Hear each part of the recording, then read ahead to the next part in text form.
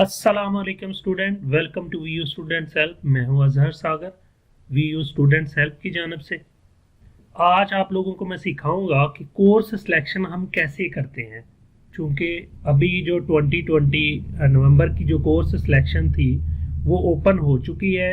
वो स्टूडेंट जो पास हो गए हैं या जिनकी कुछ सप्लीज हैं या उनका किसी में डी ग्रेड है, तो उन्होंने कोर्स सिलेक्शन कैसे करनी है ये आज की वीडियो में मैं इंशाल्लाह रहमान डिटेल के साथ समझाऊंगा और बताऊंगा। तो चलें आइए देखते हैं। जैसे कि मैंने एलएमएस ओपन कर लिया है, आप लोगों ने भी अपना एलएमएस ओपन कर लेना है। एलएमएस ओपन करने के बाद आपने जाना है स्टूडेंट सर्विसेज में। यहाँ पे क्लिक करने के बाद आपने आ जाना है कोर्स सिलेक्शन में। कोर्स सिलेक्शन पे क्लिक करेंगे तो हमारे पास कोर्स सिलेक्शन का इस तरह से पैनल ओपन हो जाएगा। इसमें आए पहले क्विकली देख लेते हैं कि इसमें रूल्स प्रोसीजर्स क्या है। रूल्स एंड प्रोसीजर पे मैंने क्लिक किया तो इसमें एक टोटल डिटेल आ जाएगी कि कौन कौन से प्रोसीजर हैं इसके कोर्स सिलेक्शन के। तो जब तक वो ओपन होता है तब तक हम इसका थोड़ा सा इधर से रिव्यू देख लेते हैं। इधर आ रहा है welcome to course selection interface for semester fall 2020। तो ये पेज ओपन हो गया। मैं इसका थोड़ा सा आपको ओवरव्यू दे देता हूं। Student enrol in first semester of their study program are given pre selected courses. वो तमाम स्टूडेंट जो अभी इस दफा जो स्प्रिंग 2020 में जिनका एडमिशन हो रहा है, फॉल 2020 में जिनका एडमिशन हुआ है, अभी रिसेंटली उनका फर्स्ट सेमेस्टर स्टार्ट होना है, उनको कोर्स सिलेक्शन करने की ज़रूरत नहीं है। उनके प्री सिलेक्टेड सब्जेक्ट होते हैं और वो सारे कंपलसरी होते हैं, इसलिए आप लोगों को वो कोर्स सिलेक्शन की ऑप्शन नहीं दी जाती। आप लोगों को कोर्स सिलेक्शन की करने की ज़रूरत नहीं है। आप लोग इस वीडियो को इग्नोर कर दें। जब आप लोग अगरचे सीख लेंगे कैसे करते हैं, लेकिन आप लोगों की सिलेक्शन होगी नहीं, आप लोगों की सिलेक्शन ओपन नहीं होगी। क्यों? कि आप लोगों ने अभी तक तो कोई कोर्स किया ही नहीं है, ना कोई पास हुआ है आपका, ना कोई फेल हुआ है, तो आप सेकंड सेमेस्टर में जाके आपको अलाउ होगा। तो चलें आगे देखते हैं। Two credit are limit are as below.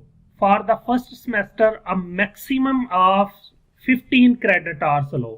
मतलब कि आप मैक्सिमम 5 क्रेडिट आवर ले सकते हैं और ये प्री होता है, मतलब कि प्री सिलेक्टेड होता है। सेकंड क्या है?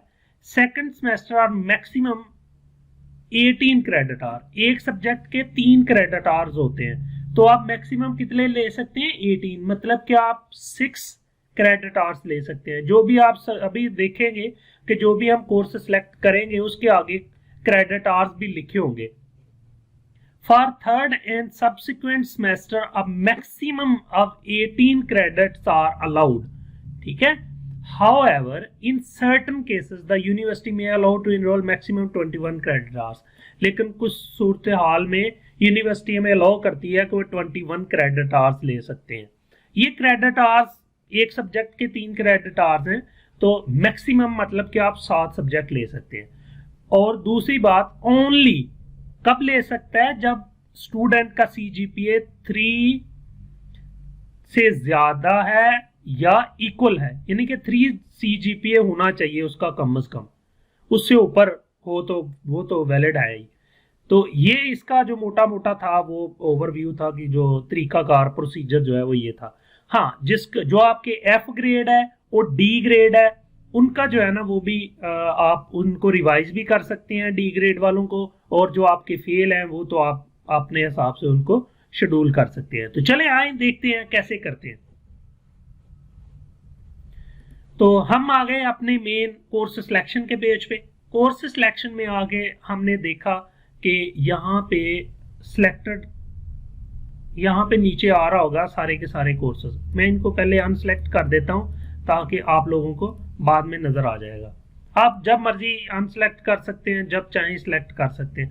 खैर ये पहले ऑलरेडी सिलेक्शन हो गई है, इसलिए जो है ना ये ऐसे शो हो रहा है। मैं एक को सिलेक्ट करके सेव कर देता हूँ जस्ट आपको समझाने की खातिर। तो मैं दोबारा से यहाँ स्टूडेंट सर्विसेज में आता हूँ, कोर्स सिलेक्शन में आता हूँ। तो यहाँ पे सिर्फ क्या हुआ है कि सिलेक्टेड कोर्स में एक ही सब्जेक्ट आ रहा है, मतलब कि जो भी हम कोर्स सिलेक्ट करेंगे वो आ जाएगा। चलें आप लिस्ट नीचे से जाके देखते हैं। फेलियर सब्जेक्ट में आ रहा है एक सब्जेक्ट, इंट्रोडक्शन टू प्रोग्रामिंग, ठीक है। तो इंट्रोडक्शन टू प्रोग्रामिंग बेटा फेल तो नहीं होनी चाहिए। मेरे ट्यूटोरियल जो हैं वो यूट्यूब पे अपलोडेड है, आप उनको ज़रूर देखें। इंशाल्लाह रहमान आप लोगों का CS 201 इंट्रोडक्शन टू प्रोग्रामिंग जो है ये कभी फेल नहीं होगा। अपने बाकी तमाम स्टूडेंट्स, अपने साथियों को, फेलोज़ को ज़रूर सुजेस्ट करें मेरी वीडियोज़। इंशाल्लाह वो देखने के बाद अपने इतने कैपेबल हो जाएंगे कि आप एक अच्छे प्रोग्रामर भी बन जाएंगे और आप लोगों का CS 201 का जो सब्जेक्ट है वो भी फेल नहीं होगा इंशाल्लाह रहमान। तो अगर किसी को इसका लिंक चाहिए होगा तो वो कमेंट में नीचे बता दे, मैं आपको लिंक दे दूंगा उसका, प्रोग्रामिंग का जो सीरीज है, वीडियो सीरीज, उसका लिंक। तो चले, तो हमने अगर ये फेलियर सब्जेक्ट अभी करना है सिलेक्ट तो कर सकते हैं, लेकिन अगर नहीं करना, छोड़ना है, तो हम छोड़ भी सकते हैं, ठीक है। तो चले हम देखते हैं पहले। अच्छा, तो यहाँ पे सब्जेक्ट आ रहे हैं ये सारे के सारे जो हम सिलेक्ट कर सकते हैं।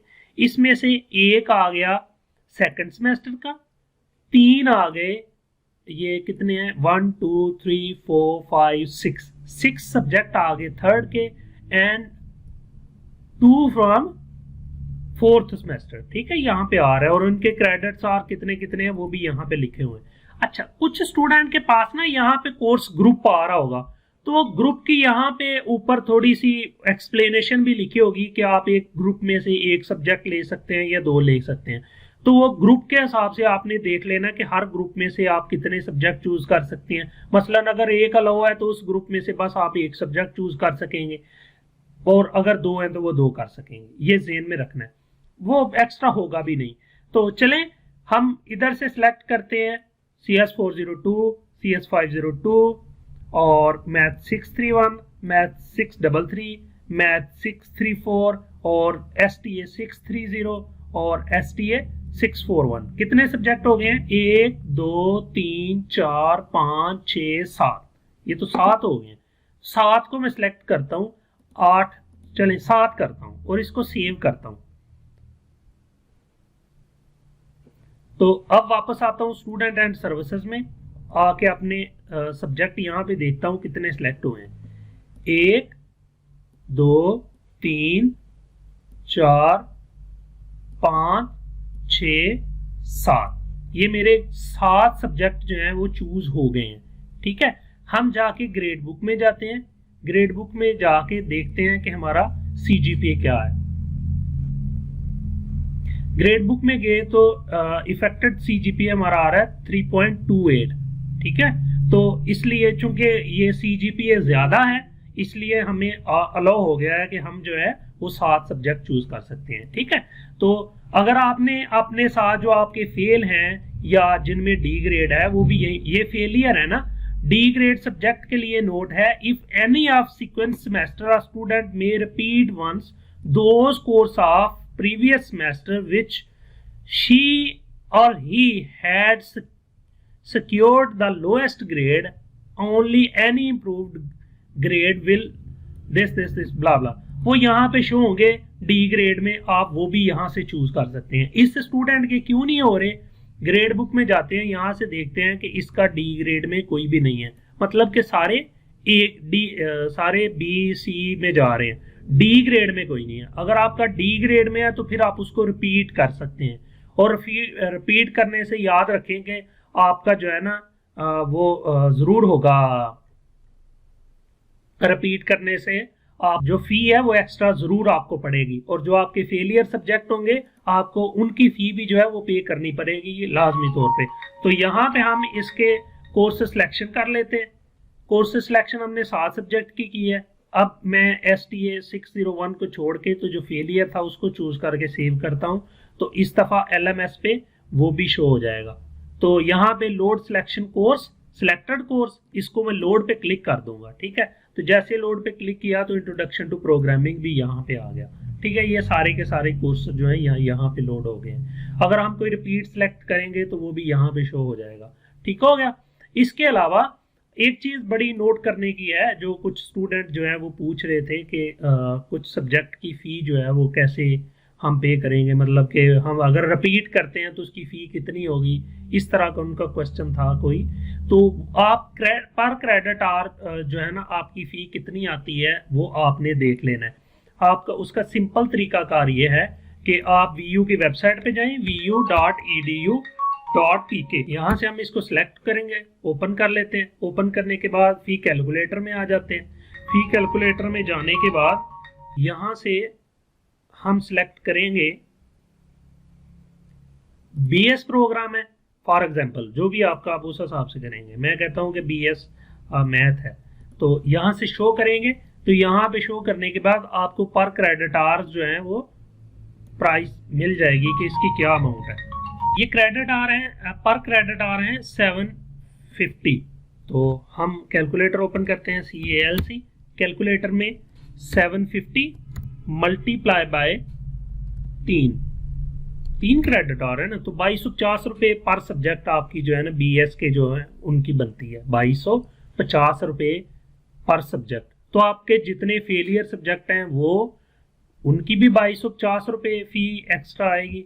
और दूसरा जो है आपका, अगर आप उसको रिपीट करते हैं किसी सब्जेक्ट को तो 2250 रुपये उसके एक्स्ट्रा आएंगे। ठीक है, इट्स डिपेंड कि आपकी कोर्स सिलेक्शन क्या है। अगर आप 5 सब्जेक्ट रखते हैं तो आपको 5 क्रेडिट आवर, ये आप फार्मूला याद रखें कि ये क्रेडिट आवर जो है इसी तरह होंगे। मसलन 2250 है ना एक सब्जेक्ट की फी, तो मल्टीप्लाई बाय मैंने 7 सब्जेक्ट सिलेक्ट किए हैं तो 17,750 रुपये आएंगे। अगर हम इसकी करते हैं एक वोचर आ जाएगा आपको, इनरोलमेंट वोचर आपको आता है। वो कैसे आता है कि आपको आता है 2250 प्लस आपको 1000 रुपया सेमेस्टर इनरोलमेंट फी। तो ये आपको 3250 या 3350 रुपये का एक वोचर लाजमी आता है स्टार्ट में। ठीक है, तो ये आपका वोचर एक आता है स्टार्ट में, माइनस 15,600 जो भी अमाउंट थी वो मुझे एग्जैक्ट याद नहीं क्या हमने कैलकुलेट किया। तो उसके बाद जो अमाउंट होगी उसकी आप फिर 6 इंस्टॉलमेंट कर सकते हैं, तो वो पर मंथ आपको उतनी अमाउंट जो है वो आ जाएगी। ठीक हो गया, ये तरीका कार है। जो वो तमाम स्टूडेंट जो पूछ रहे थे कि सर इसका जो है डी ग्रेड वालों जो है उनको कितनी फी पे करनी पड़ेगी, तो ये उनके लिए था कि वो इस तरह से पे कर सकते हैं। फिर भी अगर किसी को सिलेक्शन में कोई इशू आए तो वो बिला झिझक मुझे वीडियो के नीचे कमेंट करके पूछ सकता है। मैं इंशाल्लाह ताला फौरी तौर पे उनका रिप्लाई करूंगा और उनकी क्यूरीज जो है वो एंटरटेन करूंगा इंशाल्लाह Rahman. Thank you for watching. Allah Hafiz.